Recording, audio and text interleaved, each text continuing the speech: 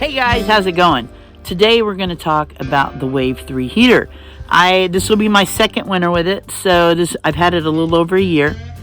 It is a fantastic heater for van life, especially if you're just starting out. I started out trying a Mr. Buddy heater. It sucked way too much propane. It's a very wet heat. It is not a catalytic heater. The Wave 3 is a catalytic heater, and it just sips the propane. I can leave my Wave 3 running 24/7 on low, and I'll use maybe a full tank a week. That's a 5-gallon tank, or is it 20-pound tank maybe? But it's a 5-gallon tank. Anyway, I can use it all week long, and at the end of about the 5th or 6th day, I'll go refill the tank. But I don't use it that way unless it's just dead cold. I mean, really cold all day, every day. I usually light it at night around last night we got down to 30 degrees here in Southern Oregon. I lit my heater around 8 p.m. and turned it off this morning around 8 a.m. So it kept me warm all night long. I live in a step van, so it's a lot bigger than a normal van.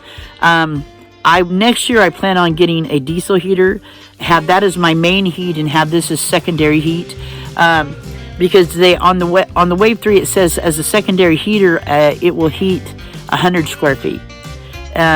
I use it with when I'm below 30. I've been in weather below 30. I have a secondary catalytic heater they don't make anymore. It's a Black Cat, Coleman Black Cat, but it heats fantastic. I can shut off the front of my van, which is all window up there because it's a bread truck. If I shut that off, the Wave 3 works pretty good back here at 30 degrees outside. I stayed plenty warm last night, and like I said, we got down to 30. I have been in here when it's been 19 degrees. I use both heaters, and it stays pretty warm. But the Wave 3 is a 1600 BTU to 3000 BTU heater. They also make a Wave 6 in its BTU is 3000 BTU to 6000 BTU. I thought that would be too much heat for this van, so I didn't get the Wave 6. I went with the Wave 3. If I was going to do it again, I might get the Wave 6 because my van is bigger than most camper vans.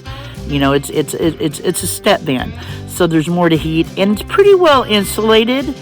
But also, people worry about condensation when using a propane heater. The Mr. Buddy is a very wet heat.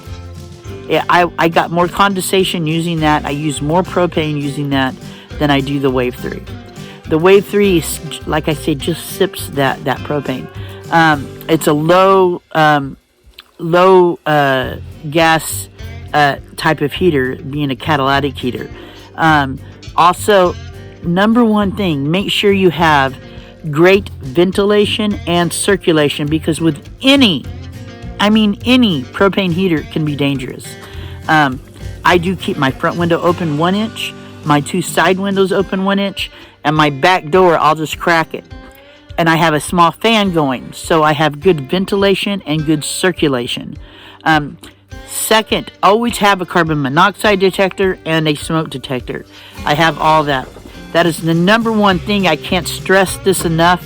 Read about it. You'll see that there's been people that pass away from using propane heaters. This is a very dangerous thing, but if you're careful with it and treat it with respect, you'll get good use out of it.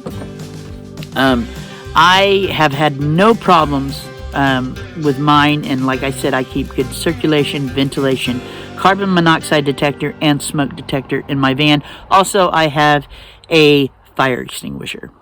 All right, so a little more about the Wave 3. You can buy it. You can buy legs for it, so you can set it down anywhere in your van.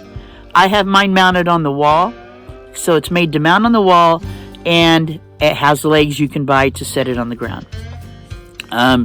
I've had no problems with it whatsoever. And now remember also, when you're using propane in a van, You know, when you have a heater like this, unless you've got a tank mounted outside some way and a line running to it, you're going to have a tank inside. Now, a lot of people don't suggest that. I don't suggest it either, but my tank is inside. I keep a bottle of water, soapy water, so when I hook up my connections, I spray them with water to make sure there's no leaks.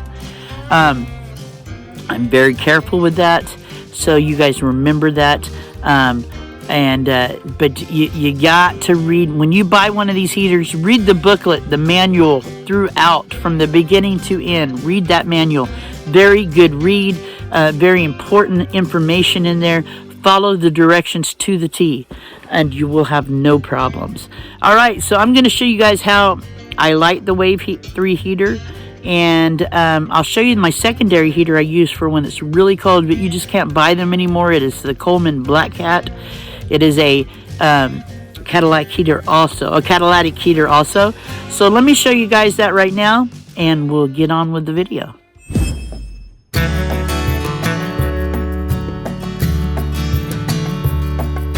Alright, push the gas in right there, hit the pilot light switch, it'll light the pilot light. You'll hold in the gas knob until it makes a flame go up, and you'll see here in just a few minutes that material has platinum running through it. Those little bars are platinum. And you'll see here in just a minute.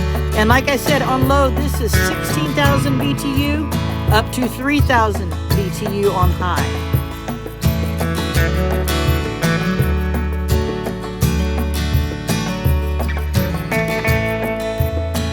And that will flame up, and there you go, right there it is. So that's lit. So once it's lit, you just turn the dial to low. That's what I do. And it lights up. It's about 45 degrees outside. This one low will get a nice comfortable temp in here. Okay, this little heater here is a catalytic heater. It's a Coleman Black. It has, you can put batteries in it. It has a little fan that'll push the heat out, or I've got it where you can plug it into a 12 volt. I'm not using the fan right now, but when it's really cold, I set it up in the driver area here at night, and because it's all windows up front of my van, this keeps it pretty warm in there. It sips the propane too, because it is a catalytic heater. They don't make these anymore. I think originally they were used for tent camping, but again with this, you still need ventilation and circulation. Don't forget, guys, ventilation and circulation. Okay, one of the little safety measures I use is, I told you guys I use a water bottle. I use a spray bottle, put soapy water in it. After I connect everything, I squirt the spots where everything connects, and you'll see bubbles pop up if there's an air leak or a propane leak.